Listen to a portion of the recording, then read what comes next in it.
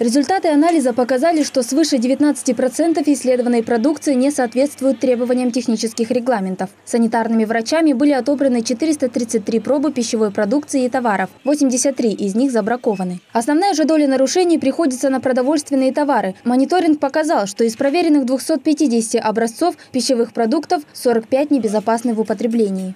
В числе пищевых продуктов 250 проб, из них не соответствовало требованиям технических регламентов 45 проб, 18%. По маркировке 30 проб, 66,7%, с просроченным сроком годности 11 проб, 24,4%. Одна и та же проба могла не соответствовать по нескольким показателям. Продукция с просроченным сроком годности была выявлена в магазине «Натали» ИП Петрова, села Акжан Тимирязевского района. Перцовый соус производства Китай, кофе производства Бразилия, шоколадные конфеты производства Украина. В бактериологической лаборатории было исследовано 15 проб пищевых продуктов. Из них в 5 обнаружена ДНК животного, несвойственного для них. Так и в некоторых продовольственных товарах санитарные врачи обнаружили ДНК свиньи. ДНК свиньи была обнаружена в птицепродукции рулет копчено-вареный птичий. Производитель АО «Омский бекон», магазин «Руслан», ИП Мушарапова ФА, Мамлютский район, город Мамлютка.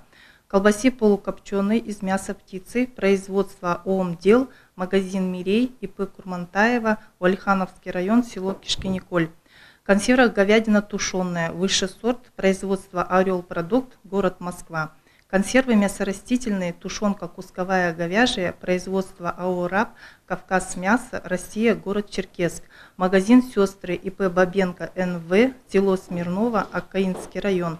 Консервы мясные кусковые, стерилизованные, говядина тушеная, первый сорт, производство АО «Орел продукт», Россия, город Москва.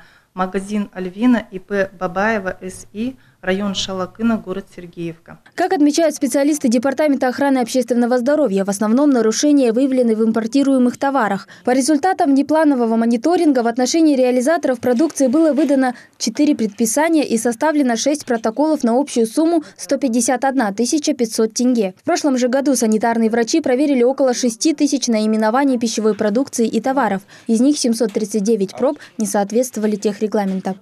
Анар Даулетова, Данияр Сулейменов, Первый Северный.